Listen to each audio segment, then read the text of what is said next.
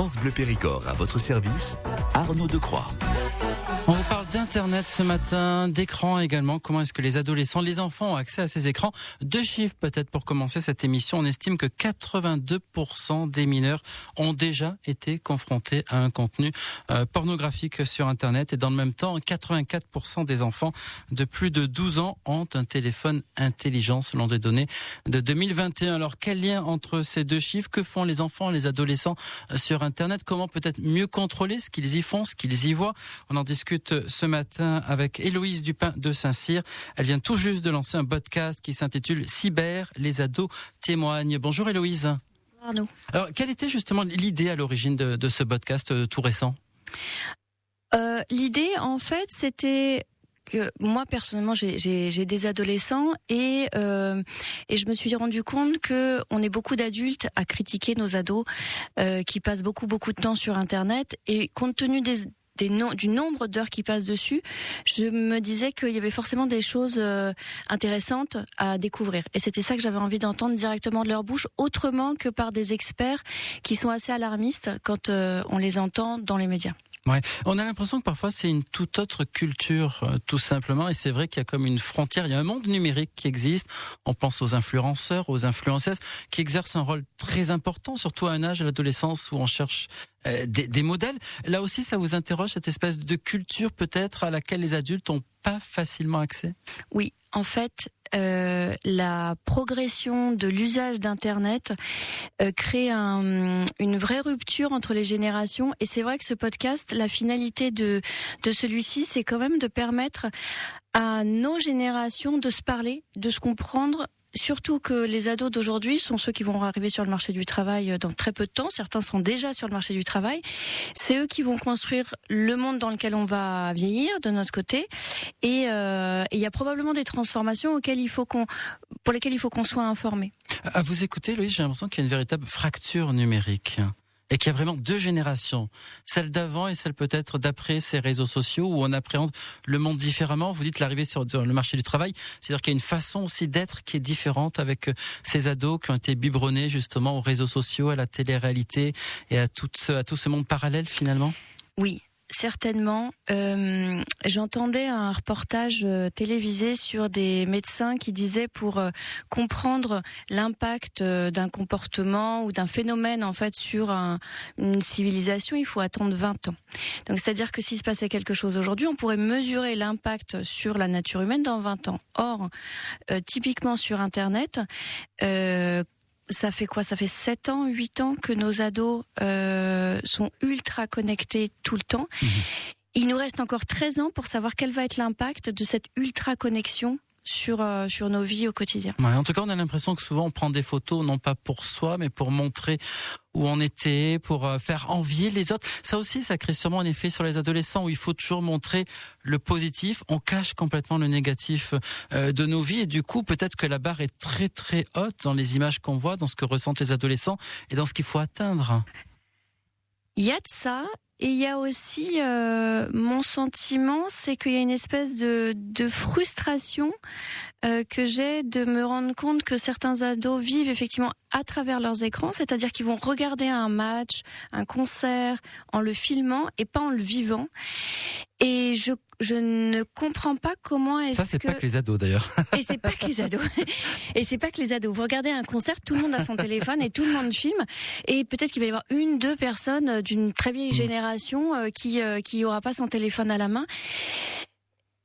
Et en fait, c'est troublant. On parle d'Internet, la façon dont ça change peut-être la culture, les jeunes, les enfants qui y sont confrontés, parfois volontairement, parfois un petit peu malgré eux. On en parle avec Héloïse Dupin de Saint-Cyr. Elle est l'auteur ou l'autrice, je sais plus ce qu'il faut dire, d'un podcast qui s'intitule Cyber, les ados témoignent, un recueil de témoignages. Et Héloïse, on pourrait en parler tout à l'heure de ce continent finalement qui est devenu Internet, des téléphones intelligents qui sont souvent un petit peu un prolongement de notre âge. Je vous propose d'écouter justement un extrait des témoignages que vous avez recueillis. C'est Lily, elle a 14 ans, puis elle nous fait part justement de sa peur un petit peu que représente Internet et comment apprivoiser ce nouveau, entre guillemets, parce qu'il n'est plus vraiment, ce nouveau médium. On reste sur Internet, donc nos informations, on peut par exemple chercher notre prénom et trouver des informations sur nous. Elles sont partout parce qu'elles restent pas que sur Snap. Et même Internet, ils ont plein d'informations sur nous, donc même si on les trouve pas sur Google, eux, ils ont plein d'informations sur nous, donc ça fait un peu peur de savoir qu'on sait notre âge, on peut même savoir où on habite parce qu'il y a la localisation sur Snap, on a tout, toutes nos informations. Et en quoi tu penses que toutes ces informations qui sont disponibles sur Internet, ça affecte ta vie quotidienne? Est-ce que tu penses que ça affecte ta vie quotidienne? Oui, dans un sens, un peu. À quel moment, par exemple, de la journée, si tu devais trouver un moment dans la journée où tu te dis, tiens, là, ça a un impact? Quand je m'ennuie, au lieu de me servir de mon imagination, je vais plutôt me diriger vers les réseaux sociaux. Donc, je sais pas m'occuper moi-même de moins en moins, en tout cas. Lily, 14 ans, donc un témoignage que vous avez recueilli, Héloïse Dupin de Saint-Cyr, dans cette série donc de podcasts cyber, les ados témoignent. C'est un vrai témoignage là. On ne sait plus s'occuper, que faire de son temps, et c'est là que Internet vient par ennui remplacer peut-être les jeux et le rapport à autrui tel qu'on pouvait l'avoir avant. Le témoignage de Lily, il est assez représentatif de ce que beaucoup d'adolescents me disent, c'est mon téléphone, je l'utilise quand je m'ennuie, donc ils ne savent plus s'ennuyer.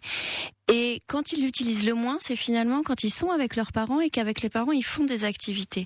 Et c'est là que ça nous interpelle, c'est-à-dire que c'est quand même notre rôle de parents d'intéresser les enfants plutôt que de leur dire « arrête avec ton téléphone, va donc jouer dehors ». Notre rôle devrait être, si on a le temps, bien sûr, et les moyens et tout ça, c'est de les prendre par la main pour aller jouer dehors avec eux et faire une balade. Mais en même temps, est-ce que c'est pas simple pour un enfant de s'ennuyer? Parce que c'est vrai que même les enseignants aujourd'hui sont confrontés à ça. Il faut qu'ils stimulent constamment les enfants. Dès qu'il y a un moment de relâchement, l'enfant s'égare et peut-être qu'il va être tenté lorsqu'il a le téléphone, même s'il n'est pas autorisé, mais d'aller voir autre bien chose sûr. en tout cas. Est-ce que justement, il n'y a pas cette phase d'ennui qui est nécessaire dans tout simplement la construction d'un imaginaire? J'avais entendu un pédiatre qui disait que les enfants doivent s'ennuyer. Ouais. C'est indispensable. Mais là, ils se donnent plus le temps de s'ennuyer. Et là, ils ont plus le temps de s'ennuyer et on connaît pas l'impact de ce phénomène sur ces générations-là. Ça vous inquiète, Héloïse? Oui. Jusqu'à quel point? Ça me rend plutôt triste et surtout, en fait, je vais vous dire, ce podcast, il a parmi ses missions, l'idée c'est d'offrir un prétexte à l'échange entre parents et ados au travers de sujets contradictoires. Par exemple, c'est important de rappeler aux auditeurs qu'à l'inverse d'un travail de journalisme, les informations qui sont publiées sur Internet ne sont pas nécessairement vérifiées. C'est-à-dire que le travail que vous faites là, en fait, sur Internet, n'importe qui peut publier n'importe quoi. C'est également important de préciser qu'à travers des publications, on peut aller jusqu'à influencer des élections américaines. Ça a été le cas au moment des dernières élections américaines, et ça a été prouvé. Et aujourd'hui, il semble qu'un algorithme sur TikTok permettrait d'influencer une génération de jeunes complète.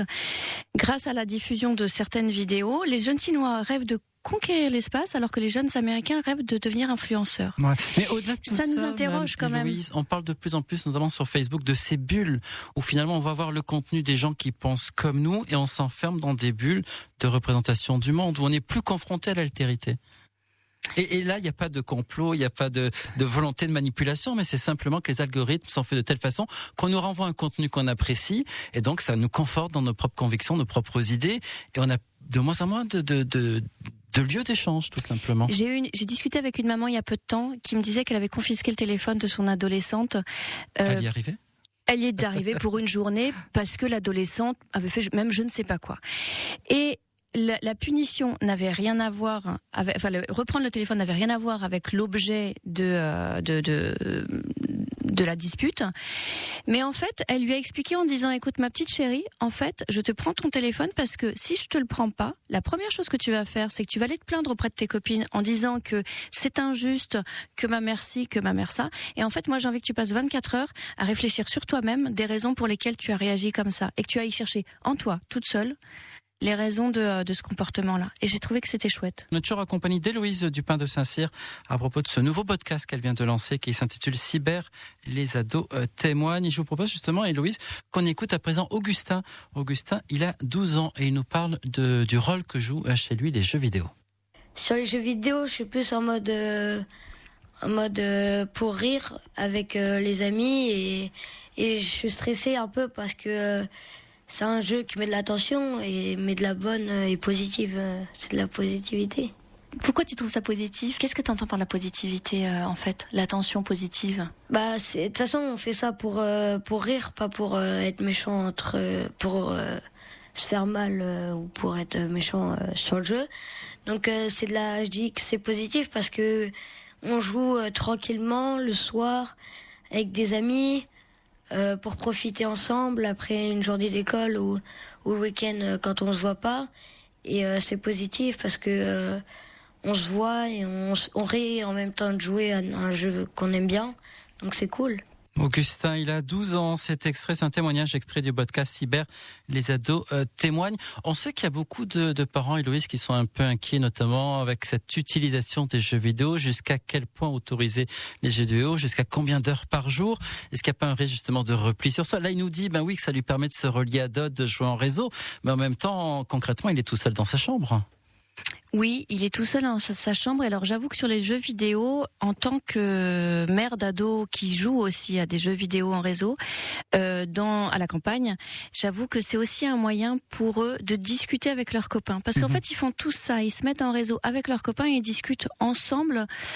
Et concernant le temps qu'ils y passent, grâce au contrôle parental, on peut aussi contrôler la durée. Ça veut dire qu'en pleine partie, tout à coup, hop, ça s'arrête parce qu'ils ont atteint leur quota d'heure, c'est ça ? Alors oui, mais c'est moins frustrant. brutal que ça maintenant parce qu'en fait ils sont alertés quelques minutes avant, voilà. Donc voilà, mais ça existe. Et je trouve que c'est quoi le nombre d'heures raisonnable pour un ado ? Je sais pas. Jusqu'à quel point est-ce qu'un parent doit s'inquiéter quand il voit que son ado a tendance à passer peut-être un peu trop de temps sur ces jeux ? J'aurais envie de dire, c'est quand votre ado vient prendre l'apéritif avec vous et qu'il peut pas poser son téléphone. Ah ouais. Voilà. Quand j'ai une autre adolescente qui me racontait que dans sa classe, il y avait son voisin de classe qui passait, semble-t-il, ses nuits sur son téléphone et du coup il dormait sur sa table de cours. Quand les notes baissent, peut-être. Ouais. Le problème, c'est aussi les notifications, parce que le téléphone, on peut le laisser de côté, mais tout à coup, il y a une notification, puis on va voir ce que la copine, le copain a à nous dire, et puis ça vient nous chercher sans arrêt. Le contrôle parental peut empêcher ce genre de notification. C'est-à-dire que quand c'est la fin, c'est la fin. Mais il faut que ce soit accepté, et là, il y a toujours à dire, oui, mais le copain, la copine, lui, il n'a pas ce contrôle, il reçoit, lui, il répond tout de suite. Moi, je réponds 1 heure après. Je suis pas dans le coup. Ouais. Exactement. Mais après, c'est vous le parent, quoi. Hein. Faut que, et en fait, les enfants disent ça, si vous prenez le temps de discuter avec d'autres parents, vous allez voir qu'en fait, ils sont exactement comme vous. Donc, oui, c'est toujours le jeu des enfants. Oui, moi, bien sûr. Ma copine a plus de permission qu'à la maison. Je pense que de tout temps, ça a été ça. Maintenant, le sujet, c'est le téléphone, mais On continue à parler d'Internet, des réseaux sociaux et de ce monde, finalement, dans lequel sont les jeunes, les enfants, les adolescents. Qu'est-ce que les dangers, peut-être, que ça peut représenter pour eux? On en discute avec Héloïse Dupin de Saint-Cyr. Elle est à l'origine d'un podcast qui s'intitule Cyber, les ados témoignent. Et Héloïse, je propose qu'on écoute justement aussi à présent le témoignage de Margot. Aujourd'hui, elle a 17 ans, mais à un moment donné, elle était en CM2. Puis, comme beaucoup de jeunes filles, elle se filmait. On filme sa routine et on met ça sur les réseaux sociaux. Et il se trouve que un jour, lorsqu'elle s'est filmée, il y a un bout de poitrine qui est apparu sur une vidéo.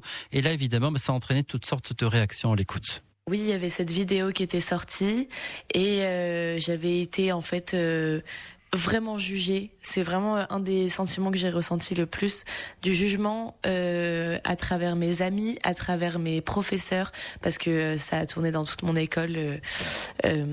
J'ai le directeur qui est venu me parler, ma maîtresse qui est venue me parler.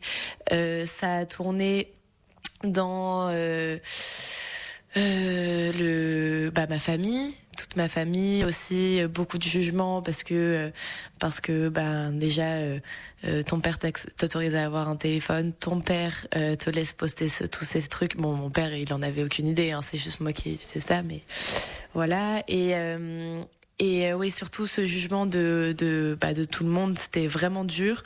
En fait, moi, je savais pas du tout ce que je faisais. J'étais juste une petite fille qui était pleine de grandes idées et qui s'est mise à recopier, je sais pas, un truc qui l'inspirait sur les réseaux ou quoi.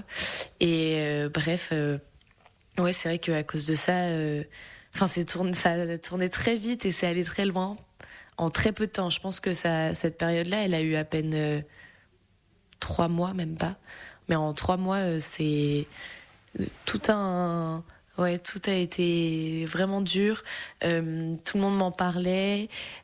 J'ai des amis qui sont venus me voir en me disant elles qu'il y avait des commentaires sur ma vidéo. Moi, je savais même pas qu'on pouvait avoir de commentaires sur une vidéo YouTube. Donc, en fait, plus le temps passait, plus tout le monde autour de moi le savait, plus j'apprenais en fait sur ce que j'avais fait, parce que j'en avais aucune idée. Margot, donc aujourd'hui, qui a 17 ans et qui avait fait une vidéo quand elle était en CM2, qui a pas mal tourné. C'est intéressant comme témoignage, Louise, parce que ça montre à quel point ce qu'on poste sur Internet, sur les réseaux sociaux, ça peut nous suivre et ça peut avoir des répercussions dans notre environnement immédiat. Absolument, et c'est d'où l'importance aussi que les parents s'informent. C'est une vraie réalité qu'il faut sensibiliser les parents, les enfants. Il faut écouter tout ce qui s'y passe. C'est très vrai. Vous savez, la fin de ce témoignage, d'ailleurs, c'est important de le préciser. Elle dit: j'aurais aimé entendre de mon entourage comme premier mot, c'est pas de ta faute. Et donc ça, c'est vraiment quelque chose à retenir. C'est pas de sa faute. La perversité des hommes de n'importe quel âge vis-à-vis d'une image d'une petite fille de 10 ans, ça n'est pas de sa faute. Voilà. Comment justement arriver à trouver un équilibre entre l'accessibilité de ces technologies à des enfants, effectivement, le regard, la méchanceté parfois dans les commentaires qui peut subvenir. Comment est-ce qu'on prépare une jeune fille ou un jeune homme d'ailleurs aux réactions que peuvent susciter ces vidéos? Parfois, on sait ce que c'est une cour de récréation, où parfois ça peut être très dur, très méchant, on va se moquer du physique, de la façon d'être, de faire. C'est la même chose sur Internet. Comment justement arriver à protéger les enfants, les adolescents de tout ça? En fait, volontairement, j'ai pas fait appel à des experts et à des adultes sur ce podcast parce que c'est assez culpabilisant de les entendre. En tant que parent, c'est assez culpabilisant et on sait jamais pas très bien comment le prendre et tout ça. Ce qu'il faut se dire, c'est rester absolument informé et ouvert à ce qui se passe. Vous savez, moi, pour avoir passé 20 ans dans le secteur de la cyberdéfense, à travailler, à sécuriser les plus grandes entreprises françaises, on aurait pu penser qu'en cybersécurité, j'étais assez informée sur les risques et sur ce qui pouvait se passer. En fait, il en est absolument rien. Et Louise, Margot le dit elle-même, elle dit, mais on reprochait à mon père de m'avoir laissé publier ça, mais lui, il en savait même pas, j'ai fait ça derrière son dos. Mais c'est ce que font évidemment tous les enfants, les adolescents. Exactement. Les parents sont pas informés de ce que font leurs jeunes. Et tout à coup, il y a l'école qui appelle. Exactement. Mais d'où l'importance, en fait, de ne pas juger et pour permettre à l'enfant de s'exprimer, pour savoir sur quoi il tombe. De ce que mes enfants ont bien voulu me partager, ils ont déjà vécu au moins une fois des arnaques, des demandes obscènes, l'envoi des photos de sexe, l'appel à la haine, des reportages sur des trafics d'enfants et du harcèlement. On le disait tout à l'heure, les chiffres, c'est 82% des mineurs qui ont déjà été confrontés à du contenu pornographique en ligne. Ouais. Donc on est plongé là-bas. Et que peuvent faire les parents concrètement par rapport à tout ce que vous décrivez, aux chiffres que vous avancez? S'informer et savoir que ça existe. Mais une fois qu'on sait que ça existe, comment est-ce qu'on en protège ses enfants de tout ça ? J'ai envie de dire, écoutez le podcast dans la voiture avec votre enfant et demandez-leur est-ce que ça t'est arrivé. Il est disponible sur Deezer, sur Spotify et tout ça. C'est vraiment la finalité de ce podcast. C'est un prétexte à l'échange. Exactement. Ce que met en avant votre podcast particulièrement, Héloïse Dupin de Saint-Cyr, c'est l'importance de ce dialogue. Mais on sait à quel point parfois les parents sont les derniers adultes envers lesquels leurs enfants vont aller se confier. C'est là peut-être tout l'enjeu. Barbie, on sait à quel point ce personnage de Barbie a influencé, je crois que maintenant ça fait 70 ans que le jouet a été créé par Mattel, mais a influencé l'inconscient aussi des jeunes filles. Il faut se conformer à ce modèle. Maintenant on crée des Barbies avec toutes sortes de formes et de couleurs. Jusqu'à quel point justement c'est la même chose sur les réseaux sociaux où on cherche à se modeler à ce qu'on voit, à ce que nous représentent les influenceurs, les influenceuses? Alors jusqu'à quel point je suis pas une experte, donc je peux pas forcément vous dire. En revanche, on sait bien que l'adolescence, on est beaucoup à l'avoir traversée avec plus ou moins de difficultés. C'est un moment où on se cherche, on cherche sa place, on cherche son modèle. Aujourd'hui, il y a des super influenceuses qui ont, il y en a une par exemple qui revient souvent dans les conversations avec les enfants, qui s'appelle Léna Situation, qui a démarré toute jeune et qui sait se montrer au réveil pas maquillée ou sur des tapis à Cannes. Elle est très vive, très dynamique et on voit que la réussite qu'elle a aujourd'hui, elle est vraiment liée à du boulot. Elle a vraiment bossé. Et puis il y en a d'autres qui sont peut-être moins talentueux, un peu plus superficiels. Et c'est vrai que ça pose des questions sur l'idée que peuvent se faire des ados de ce qu'il faut être demain, quoi. Ouais, en tant que parent, justement, quels conseils vous pourriez donner aux parents qui nous écoutent et qui parfois ont du mal à engager le dialogue dont on parlait tout à l'heure avec leurs adolescents quant à leur utilisation des réseaux sociaux et d'Internet en général? Eh ben peut-être de leur dire qu'ils se rendent compte à quel point ils sont has-been ou à la ramasse et que je suis à la recherche. Je crois que leur adolescent leur dit déjà régulièrement. Ouais. Mais qu'ils leur disent comme ça et que je suis et que leur job d'ado, c'est de nous informer sur justement ce qu'ils font, peut-être de me contacter pour qu'on puisse faire des interviews et que les adolescents prennent leur mission en fait pour témoigner et nous expliquer en fait comment ils bossent, qu'est-ce qu'ils font sur Internet et ce qu'ils ont envie de nous passer comme message. Voilà, moi je suis très preneuse de tous les témoignages. Renverser le curseur, jusqu'à présent c'est les parents qui éduquaient les enfants. Là c'est d'aller vers son jeune et de dire apprends-moi, dis-moi comment ça se passe. Exactement, fais le job maintenant, c'est ton tour. Éduque-moi Internet. Exactement, fais le job et qui m'appelle et ce sera avec grand plaisir que je les interviewerai. Ça se passera de façon anonyme, de façon à ce que ils puissent avoir la parole libre. En tout cas, de très beaux témoignages qu'on peut retrouver donc sur votre podcast, Héloïse Dupin de Saint-Cyr. Ça s'intitule Cyber, les ados témoignent. On peut retrouver ça sur votre site internet cyber-ado.com. On peut retrouver ça également sur toutes sortes de plateformes, Deezer, YouTube ou bien encore Spotify. Merci d'avoir été notre invité sur France Bleu Périgord. Eh ben, merci beaucoup à vous.